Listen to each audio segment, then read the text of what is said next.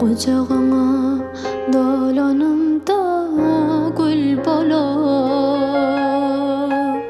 ılgın mehir dolavalli yüzüne.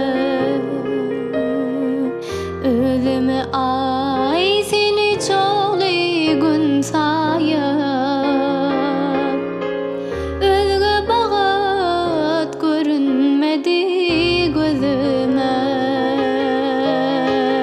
Açılışmadı öyküleşen yüreklerim. Günler, aylar, yıllar geçti öyküler.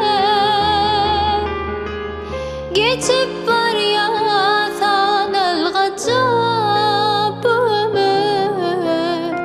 Yaşayış soğudu ayrılıktır hep.